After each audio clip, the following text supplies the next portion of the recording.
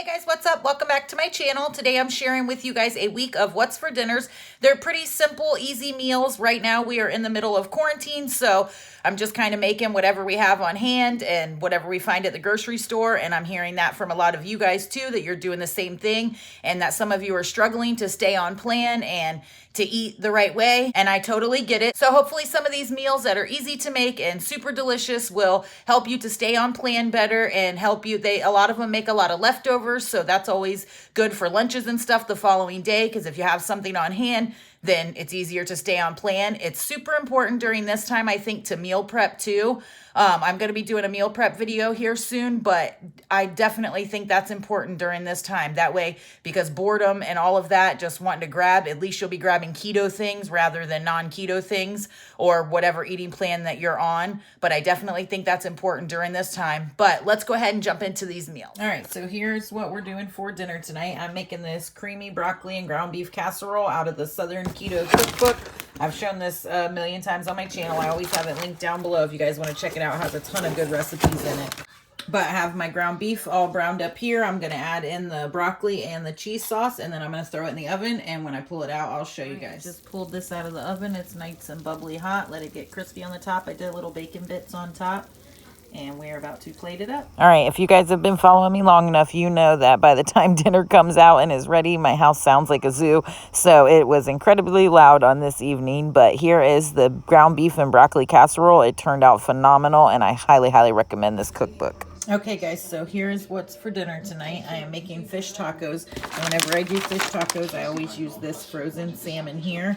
Wild-caught pink salmon that I get from Aldi's, and they're individually wrapped like this. I just cut them open, put them in the air fryer, and then I just season them with some avocado oil, this complete seasoning, and some ground cumin. And then I cook them in the air fryer, and then I will chop them up, and we will have fish tacos tonight. I already have some done here. I'm just going to cook up another batch, and then I'll show you when I put everything together. Taco bowl all made up. I have guacamole, salsa, sour cream, some cheese, lettuce in the bottom, and then I just cut up the fish and put it on top. And that will be dinner tonight. All right, guys, here's what we have going on for dinner tonight. I have a lot of stuff going on here. I'm making up a bunch of chaffles here. And then here I just had a few chicken breasts that I cut like in tender sizes and then breaded them with some pork rinds, some complete seasoning, some Parmesan cheese, and I am cooking them in batches in the air fryer. So I will show you once I pull everything together. I actually saw this last week when we were doing the carnivore challenge. Datketolady, Christy, had showed it on her Insta stories. And I was like, oh yes, we have to try that. So once I get all this stuff prepped and done, then I'll show you the next dinner all plated up. I did some cauliflower mash and some steamed broccoli on the side. And then I have the chaffles, the chicken, and the queso on top. Here's the leftover chicken tenders. We still have a bunch left and a couple chaffles. But these turned out delicious in the air fryer. All right, guys, and here is what I'm cooking for tonight. I have this casserole dish here, and I have it filled with a bunch of boneless, skinless chicken thighs. And on top, I just threw some complete seasoning, minced onion, and parsley. And my oven is preheating to 350. I'm going to throw these chicken thighs in the oven for about an hour or so, and then I'll show you what I'm topping them with and the next steps. Just pulled the chicken thighs out of the oven. They've been in there for exactly an hour. And now I have this spinach dip that I made homemade that I meal prepped, and we've been picking at it, but there's still a ton of it left. So I am going to take some of that and kind of put over the chicken and then put it back in the oven, and I'll show you. I just took the spinach dip and just kind of smeared it out as good as I can over all of the chicken. Now I'm going to put some aluminum foil on it and pop it back in the oven for probably about 15-20 minutes till all of it's just kind of married together and crispy and cheesy and awesome. And I'll show you when I pull it out.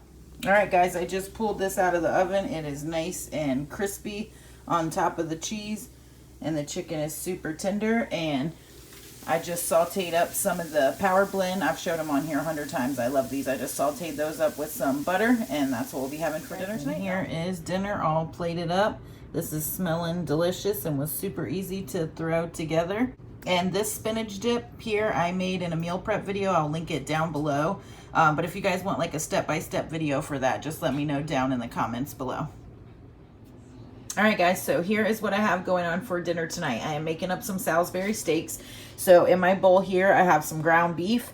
I have some of this complete seasoning, some minced onion, some Parmesan cheese, 2 eggs, and then just some crushed up pork rinds here that I just pulverized in my immersion blender. The little attachment that comes with it, that's the leftover that I'll just put up and save. And then afterwards, I'm going to make like a gravy with some onions, mushrooms, beef stock, and use a little bit of that xanthan gum there. So I'm going to patty these Salisbury steaks up, and then I'll show you what I do. So I have my Salisbury steaks pattied up, and then I just drizzled a little bit of this avocado oil in the bottom of my pan. I'm going to brown these really good on each side before I make the gravy and stick them back in to cook. So once I get these all browned up, I'll show you the next step. I have all the Salisbury steaks right there. I have them all browned up, and just what fat was still in the pan, I just added the onions and mushrooms. I'm cooking those down for a minute, and then I'm going to add some of this beef stock, and then I'm going to add some of that xanthan gum. If you are not keto, and you could just make a regular roux here with flour and then add the beef stock, but since I am keto, I'm going to use just like a 1/4 teaspoon, maybe a 1/2 teaspoon. You don't need a lot of this stuff, and that will thicken it up nice. And then I'll put the Salisbury steaks back in there and just let them cook on low and simmer for a while.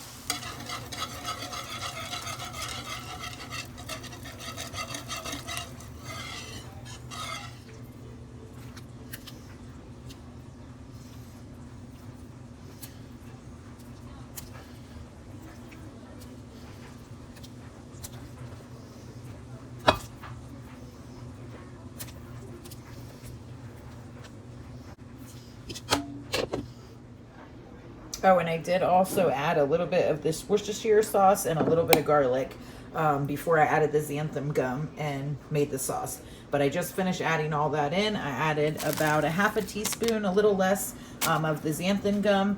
Now it's thickening up real nice, and I put the meat in there, and now I just have it on low, and I'll let it cook for a little while, and I'll show you when I start making sides. Okay, so the Salisbury steak is all done. I'm doing my sides now, and I've had people request for me to show how I make my cauliflower mash, which I actually adopted this method from Christy over at Datketolady. So I'll link her channel down below. But I just took frozen bags of cauliflower, put them in the microwave and steamed them, and then I just put them in this measuring cup here with some butter, sour cream, parsley, and shredded cheese. And then I'm just going to take my immersion blender here and mix it up.